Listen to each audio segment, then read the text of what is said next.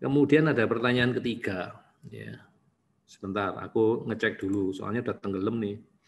Orang tua disuruh ngisi ya, disuruh ngisi nama ya, kemudian tempat tinggal seperti biasanya ya. Kemudian nanti itu untuk apa ya? Kalau untuk mata hati ngomongnya nanti untuk diundi. Nah, maksud diundi ya. Untuk mendapatkan door prize gitu ya. Ntar aku baca dulu ya teman-teman ya. Soalnya aku tadi ngomong aku nggak lihat. Tahu-tahu pertanyaannya lewat gimana nih. Sebentar ya. Nah, terus ada pertanyaan lagi ya, sambil pertanyaan lagi. Dok, di postingan itu ada dokter menyebutkan dokter tidak mau membantu anak misel. Ya kan namanya tak sebutin ya. Aku udah minta izin sama bapaknya, tak sebut, nanti tak posting ya. Tak gituin ya. Jadi aku nggak tahu ini orang Sulawesi kalau nggak salah ya, orang Makassar atau orang mana ya, aku lupa ya. Itu kurang lebih setahun yang lalu ya. Setahun yang lalu tiba-tiba join di grup saya, orangnya juga rajin ya. Rajin ikut seminar macam-macam. Tapi jujur saya nggak ingat ya, karena dia nggak pernah buat laporan ya. Nggak pernah buat laporan mingguan ya. Mungkin juga nggak pernah buat atek ya. Karena dia merasa dia tidak mengerjakan protokol saya dengan lengkap. Ini mungkin misunderstanding ya. Ya, misunderstanding ya. Tapi ya oke. Saya terpaksa lakukan ya. Jadi orang itu sudah melakukan tes ASIRA, good ya, sudah tes ASIRA. Kemudian melakukan suplementasi, good ya. Anaknya udah dewasa lah, kita ngomong udah dewasa ya, sudah akil balik. Ya. Terus gak ada laporan ya. Terus beberapa minggu yang lalu dia WA saya, anaknya error. Kok iso error? Ya. Mestinya nggak ada error ya. Kenapa bisa error ya? Terus tak tanya brain inflamasi, kayaknya nggak nyambung. Ini orang ini belajar nggak ya?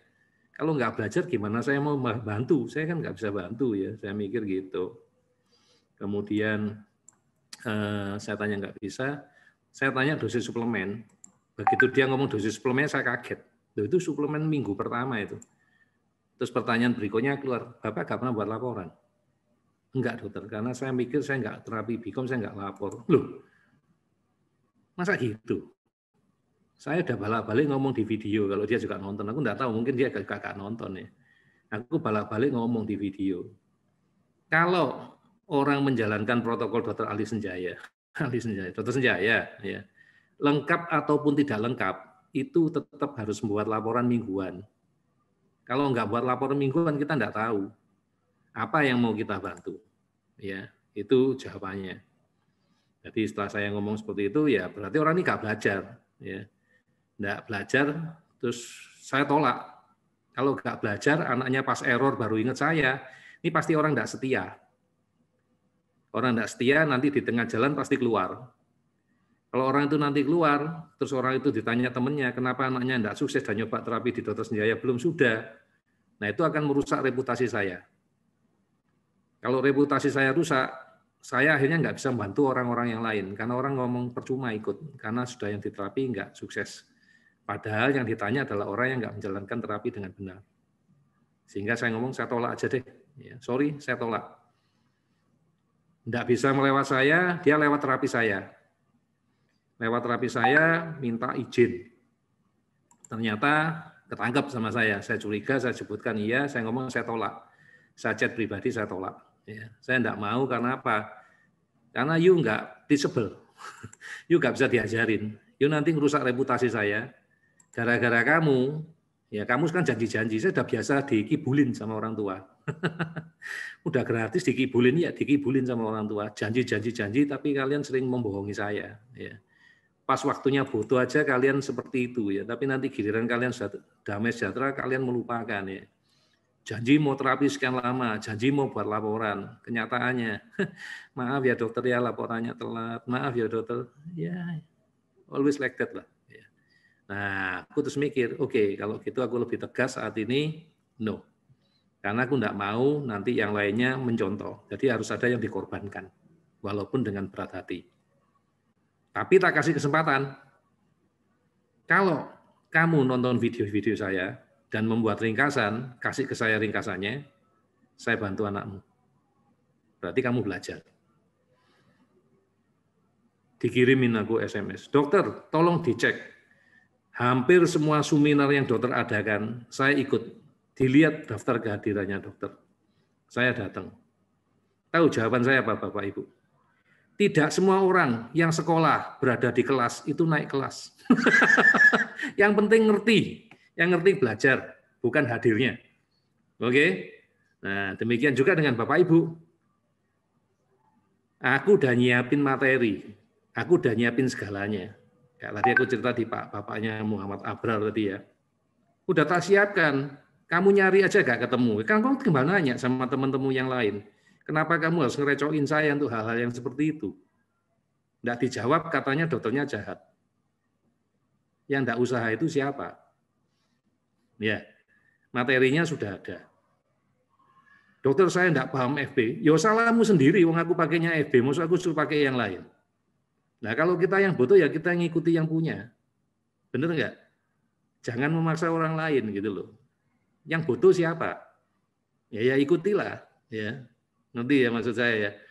Aku taunya IG dok, dokter buat IG. Aku IG gak ngerti. Aku pakai TikTok aja dok. Aku TikTok gak pakai. Maksud aku harus ngikuti kamu. Ya kan? Ya aku ngikutin yang aku bisa. Anakku aja bilang, Papa tahu nggak Pak? FB itu angkatan orang tua-tua Pak. Ya Papa memang sudah tua. Ya Papa bisanya cuma yang ini. Yang lainnya Papa nggak bisa. Ya Papa pakai yang Papa bisa aja. Ya, gitu. Ya, itu pertanyaan ya. Oke ya, ini aku lagi baca dengan cepat. Bu Hafi udah kejawab ya pertanyaannya ya. Oke. Oke. Kalian tinggal meninggalkan pertanyaan, nanti saya baca ya teman-teman ya. Tadi itu kebetulan ada beberapa yang saya jawab ya. Saya minta teman-teman yang ada di sini ya, walaupun kalian tuh mengerjakan tidak lengkap ya, belum tes ya, tapi kalian ada suplementasi, walaupun suplementasinya nggak lengkap, tetap kalian harus buat laporan ya.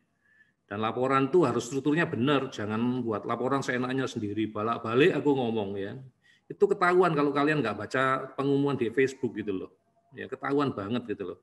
Karena ada jawabannya di sana. Misalnya aja nanya nomor teleponnya Mbak Rizka. Di pengumuman ada. Ya. Terus misalnya lagi apa? Dokter, buat tiba-tiba tanpa basa-basi langsung kontak saya. Padahal kalau kontak saya itu minimal sudah harus ada nilai ATEK. Ya, berarti kalian nggak baca gitu loh. Ya saya senang kalian semangat ya. Tapi tolong ya semangat, tapi ojo ngawur. Dokternya bingung ini maksudnya apa ini ya. Cuman selamat pagi, tiba-tiba cerita panjang lebar ya, nggak ada juntrungannya apa. Nah, ATEK-nya mana gitu loh. Ya. Dokter saya nggak bisa ngisi ATEK. Yo belajar ngisi ATEK ya. Wong ada videonya di pengumuman juga ada ya, tinggal kamu baca ya. Oke, nanti ya Bu Ivon ngiler sama botolnya ya. Kalau saya ngiler sama isinya Bu, botolnya mah tempat sama produsennya doang ya. Oke. Sebentar ya, ini udah separuh ya, lumayan ya, udah tak baca separuh. Ini masih kehadiran sama nama-nama kalian.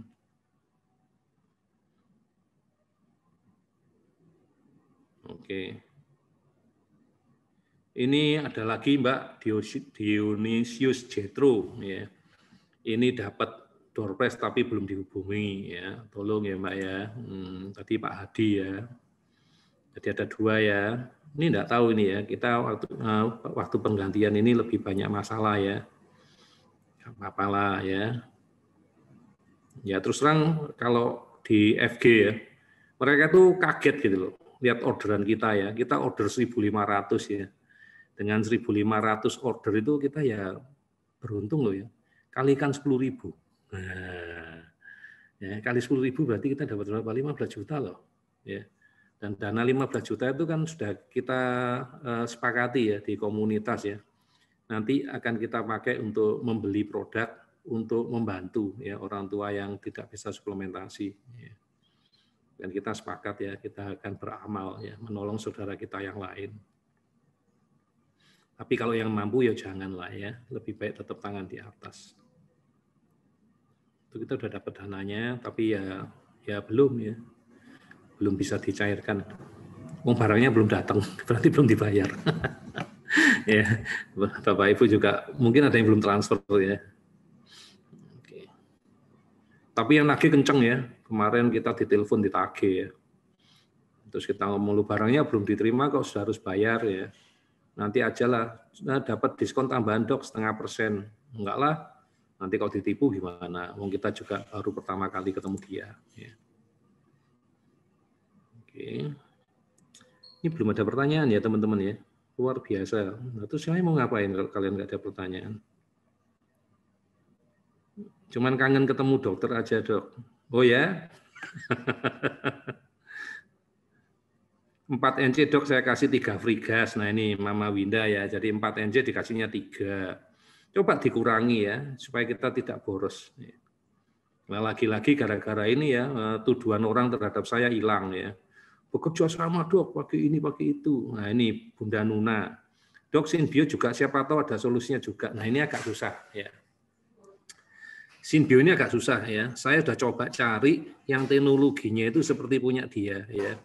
Jadi syarat untuk probiotik. Nomor 1, selain ada probiotiknya sendiri, dia harus punya prebiotik, yaitu makanan kuman. Karena tujuan kita adalah tidak minum suplemen selama-lamanya. Ya, jadi namanya suplemen ya diminum hanya waktu kita butuh. Kalau nggak butuh ya nggak diminum. Ya, itu tujuannya. Ya. Terus yang kedua, kalau bisa harganya murah. Ya. Dari yang sama jenisnya dengan dia. Jadi barang Sinbio ini ada persamaannya dok, ada. Perusahaan lain ada yang punya sama, isinya sama, teknologinya sama, beli di tempat yang sama, harganya lebih mahal. Ada 3 perusahaan, ya. Dan yang paling murah itu Sinbio. Ya. Apa itu teknologi yang kita suka adalah ProbioX, yaitu yang melindungi dia dari kerusakan akibat asam lambung dan dari panas. Ya. Itu yang kita minta sehingga lebih aman. Kenapa dok minumnya kok sampai 2 tahun? Itu sudah tak jelaskan ya. 2 tahun itu karena proses penyembuhan ya. Menurut buku penyembuhan dari leaky gut. Ya, itu butuh waktu 2 tahun. Kenapa lama dok? Karena panjangnya usus itu 6-7 meter. Ya lama. Nah kapsulnya Sinbio cuma segitu ya. Kita nggak bisa masih banyak karena nanti terjadi yang namanya efek die off. Jadi kita harus bertahap satu-satu. Kemudian kalau memang tidak ada dysbiosis, kita bisa pakai dosis tinggi supaya nggak sampai waktu 2 tahun masalah dysbiosis, masalah leaky gut, bukan dysbiosis ya, masalah leaky gut-nya selesai.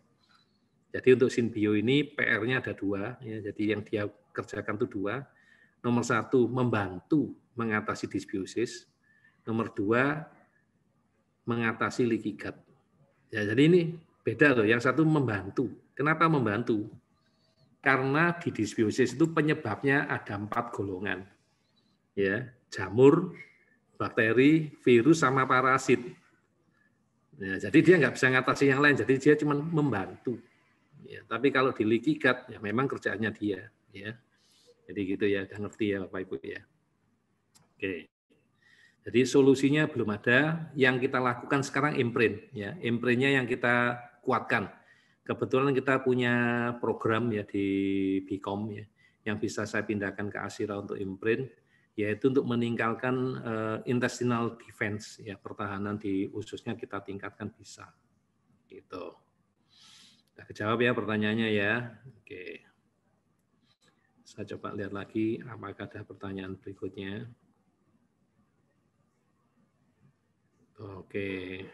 Mama Winda sudah WA juga Bu Alfi ya. Jadi sudah tak jelaskan ya. Jadi cara minumnya dok. Oke, tak ulangi lagi ya.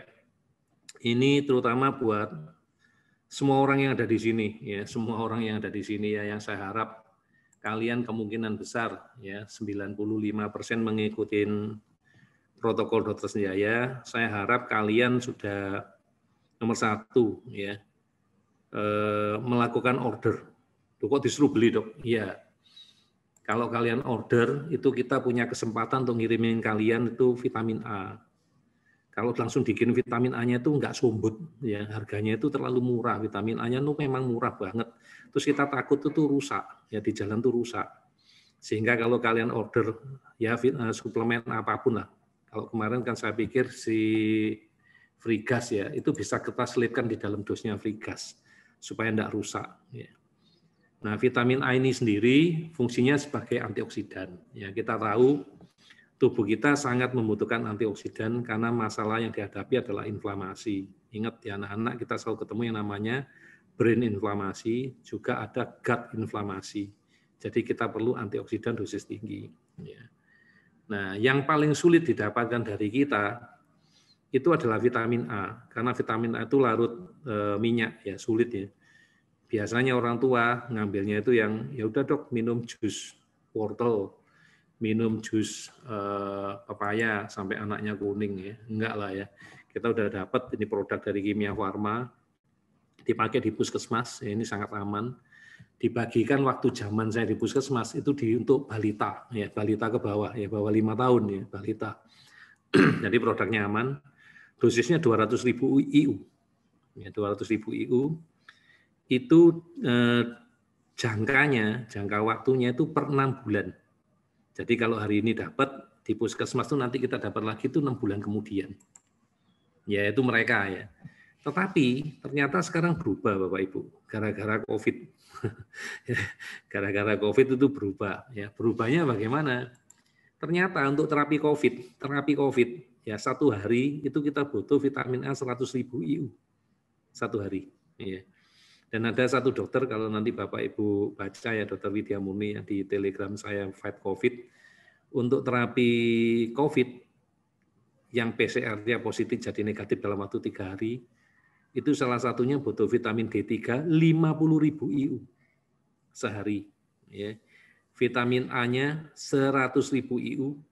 Ya. Kemudian vitamin C, ya.